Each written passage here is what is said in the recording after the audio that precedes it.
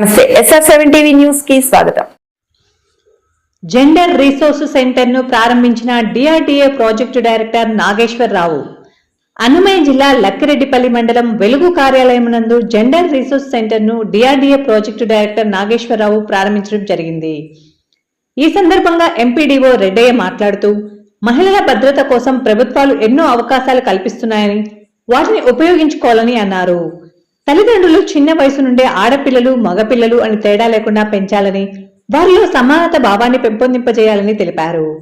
తీసుకున్న లోన్లు సక్రమంగా ఉపయోగించుకుని జీవనోపాధులు పెంపొందింపజేసుకుని ఆర్థికంగా ఎదగాలని DRDA ప్రాజెక్టు డైరెక్టర్ నాగేశ్వరరావు తెలియజేశారు. ఈ కార్యక్రమంలో gender DPM Dharmaraju, APM Niranjan, CCలు, మండల సమైక్య లీడర్లు, జెండర్ కమిటీ మెంబర్లు మరియు VOAలు తదితరులు పాల్గొన్నారు. RV కృష్ణారెడ్డి, అన్నమయ్య జిల్లా ఇన్ఛార్జ్.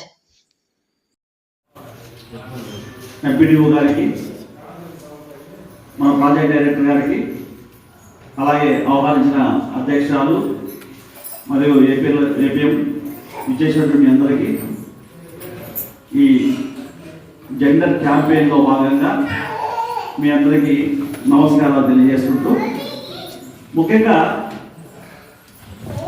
గత నెల 25 నుంచి ఈ నెల 23 వరకు మనం సంప్రదించి మన సమస్యను పరిష్కరించుకోవచ్చు. ఏదైనా కోర్టు కేసులు అంటే ఆస్తిపరమైన మనకు హక్కులు ఉన్నాయి కదా, ఆస్తి హక్కులు ఇవన్నీ ఏదైనా ఉన్నప్పుడు గృహహింస చట్టం కింద ఏదైనా సమస్యలు వచ్చినప్పుడు అక్కడ మన డిపార్ట్మెంట్ తరఫున లాయర్ గారు ఉంటారు. వాళ్ళని సంప్రదిస్తే వాళ్ళు మన సమస్యను కౌన్సిలింగ్ ద్వారా పరిష్కరించడం అవన్నీ చేస్తారు. అవే కాకుండా మనకు పిల్లలకు ఆర్ఫన్ అంటే తల్లి తండ్రి లేని పిల్లలకు, తల్లి కానీ తండ్రి కానీ ఎవరో ఒకరు లేని పిల్లలకు అందరికీ మనకు హాస్టల్స్ ఉన్నాయి. చిల్డ్రన్ హోమ్ ఉంది, మనకి ఇక్కడే చిల్డ్రన్ హోమ్ ఉంది లక్కిరెడ్డిపల్లిలో. హాస్టల్స్ ఉన్నాయి, అక్కడ మనము చేర్పించవచ్చు పిల్లలకు. అది కూడా మీకు తెలియజేస్తున్నాను. ఎందుకంటే మన మండలంలో మీటింగ్లు ఉంటాయి కదా, మీటింగ్లలో ఈ విషయాలు అక్కడ ఉండే వాళ్ళకందరికీ వివరించండి. ఇట్లా తల్లి కానీ తండ్రి కానీ లేని పిల్లలకు చిల్డ్రన్ హోమ్లు ఉన్నాయి, అక్కడ వాళ్ళకు వసతి కల్పిస్తారు అనేది మీరు చెప్పటము. ఇంకా ఇక్కడ గృహహింస చట్టం ఉంది కాబట్టి ఇక్కడ లాయర్లు ఉంటారు. మీకు ఏమైనా సమస్యలు ఉంటే అక్కడ పరిష్కరించుకోవచ్చు అనేది కూడా మీరు వాళ్ళకు వివరించాలి. సి అంటే శక్తి. శక్తి అనేది ఎందుకు చెప్పారంటే, ఒక ఇల్లు బాగుపడాలి అంటే స్త్రీనే వెలుగు. మన ఏపీఓ గారికి, చేసిన అధికారులు, మహిళా సభ్యులు, పత్రికేయులకు నమస్కారం. అమ్మ ఏంటంటే ఫస్ట్ మనము పిల్లలను చదివించుకోవాలి. ఎందుకంటే ఇప్పుడు ముందు కన్నా కూడా ఇప్పుడు మనకు ఆడపిల్లలైనా మగపిల్లలైనా సౌకర్యాలు బాగున్నాయి. ఇప్పుడు ఆడపిల్లలు కూడా ప్రత్యేకంగా హాస్టల్స్ ఉన్నాయి, మళ్ళీ స్కూల్ కన్నా రెసిడెన్స్ 2 కూడా ఉన్నాయి. ముఖ్యంగా చదివించుకోవాలి, పిల్లలు చదివించుకోవాలి. ఎందుకంటున్నానంటే మన మహిళా గ్రూపులు సభ్యులను చూసాను చాలా మటుకు అందరూ ఏలుముద్దలు వేస్తున్నారు, లేదా మీరు బలవంతంగా పేరు నేర్పిస్తే పేరు రాస్తున్నారు, లేకపోతే లేదు. మరి వీళ్ళు ఏంటంటే చదువు నేర్చుకుంటే అన్ని విషయాలు తెలుస్తాయి. మరి బాల్య వివాహాలు తగ్గుతాయి, నెక్స్ట్ వరకట్నం తగ్గుతుంది, మరి ఇంకా అరేంజ్మెంట్స్ కొన్ని తగ్గుతాయి. బాగా చదువుకునే పిల్లలు ఉంటే మీరు చదువుకునే కాబట్టి కొన్ని అనర్థాలు వస్తాయి.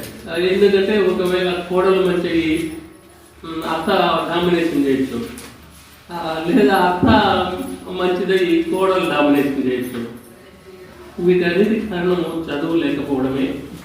ఈ బాల్య వివాహాలు కానీ వీటన్నిటి కూడా ముఖ్యంగా ఏంటంటే మేడం చెప్పారు మీకు బాగా, అంటే గర్భవతులకు మనము గర్భవతులు మన పేరు రాయించుకుంటే అంగన్వాడీ సెంటర్లోనే మంచి ఫుడ్ ఇస్తున్నారు. నెక్స్ట్ పిల్లలు కూడా, మీతో పాటు పిల్లలు కూడా మంచి ఫుడ్, ఎగ్ అన్ని ఇస్తున్నారు. మరి కొంతమంది రాయించుకోవడం లేదు, ఎందుకంటే తల్లిగారికి ఉంటున్నా ఈడ పేరు ఉండదు, ఆడ పేరు ఉండదు.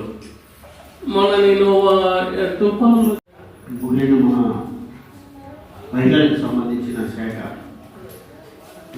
సంక్షేమ శాఖకు సంబంధించి మన సిడిపిఓ గారు వాళ్ళ బృందానికి, అలాగే మా డిపిఓ గారికి, మన స్టాఫ్ అందరికీ, మీ అందరికీ కూడా పాత్రికేయులందరికీ కూడా నమస్కారం తెలియజేసుకుంటూ, సో ఈరోజు మనం ముఖ్యంగా ఎప్పటి నుంచో మనం చేస్తున్నది కూడా వాస్తవానికి జెండర్ ఇన్బ్యాలెన్స్ ఏదైతే ఉందో, ఇన్బ్యాలెన్స్ అంటే ఆడ మగ, స్త్రీ పురుషుల్లో ఉన్నటువంటి భేదాలు కొన్ని ఉంటాయి.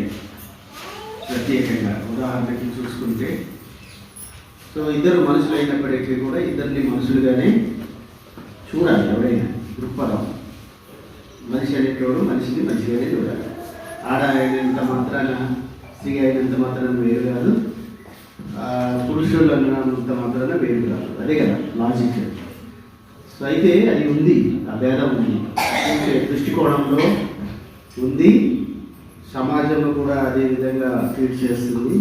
స్త్రీని తక్కువగా చూడడం అనేది ఎప్పటి నుంచో తరతరాలుగా వస్తున్నటువంటి అంశం. సో తక్కువ అన్నప్పుడు అనేక విషయాలు, ఒక్క విషయం కాదు, అనేక విషయాలు. సో అది చదువుకునే విషయం కావచ్చు, నిర్ణయాలు తీసుకునే విషయం కావచ్చు, సో ఇంకా డబ్బు సంపాదించే విషయం కావచ్చు, సో అన్ని విషయాలు, చదువుకునే విషయం కావచ్చు, పెళ్లి విషయం కావచ్చు. సో అన్నీ కూడా ఎట్లా ఉంటాయంటే అవి మన సమాజంలో ఏమంటారు, దాన్ని కట్టుబాట్లు అంటారు. ఆ కట్టుబాట్లు ఉన్నాయి కాబట్టి ఆ కట్టుబాట్లకు అనుసంధానంగానే నడవాలనే ఉద్దేశంతో, సో స్త్రీకి అవి ఆ కట్టుబాటు మంచి అని తెలిసినా కూడా సమాజం ఒప్పుకోదు, లేదు ఇట్లనే ఉండాలి. సో అలాంటప్పుడు స్త్రీ ఎక్కడే ఆగిపోతుంది. సో ఇలాగే ఉండాలి, ఇదే నిర్ణయం అనే టైం. ఇప్పుడు చిన్నప్పుడే పెళ్ళి చేసే కథనాలు ఇంతకుముందు చాలా ఎక్కువ ఉంది, ఇప్పుడు తగ్గాయి అనుకోండి.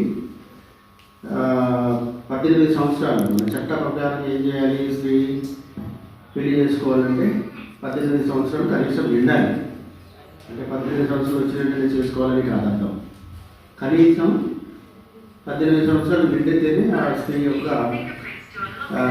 అర్హత అనేది పిల్లలు కనడంలో కానీ, అన్ని ఆరోగ్యపరంగా కానీ అన్నిటికీ అర్హత ఉన్నట్టు లెక్క.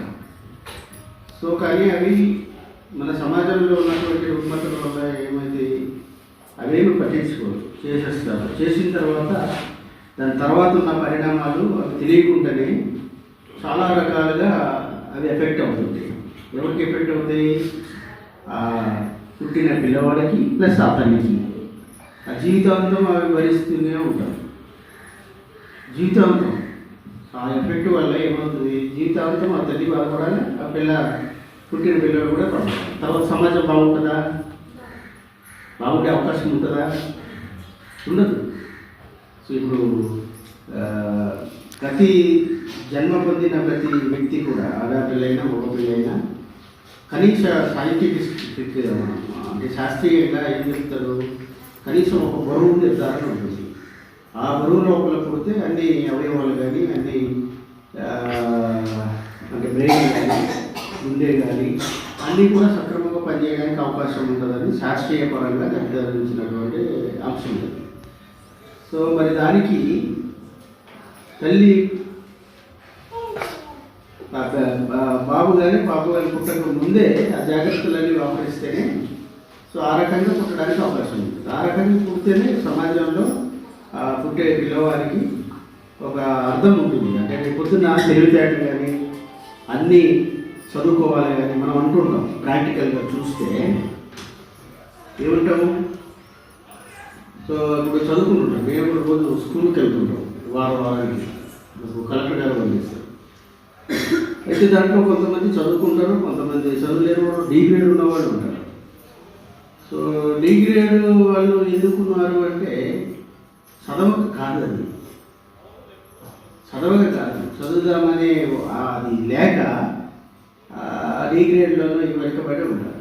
సో మనం ఏమంటాం, ఆ పక్క పిల్లడితో పోల్చుకొని ఆడు బాగా చదువుతున్నాడు, నువ్వు చదువుతలేదు, వాడికి బాగా మార్కులు వస్తున్నాయి, నీకు రావట్లేదు. ఎక్కడి నుంచి వస్తాయి? ఎక్కడి నుంచి ఉండాలి ఆ నిర్మాణం? తల్లి కడుపులో ఉన్నప్పుడు నుంచి ఉంటేనే అవి అవుతాయి. అంటే తల్లి కడుపులో ఉన్నప్పుడు చదువు చెప్పరు, కానీ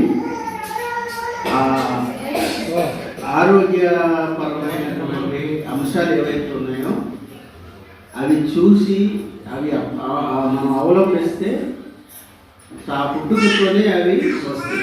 ఇప్పుడు మనం అనుకుంటాం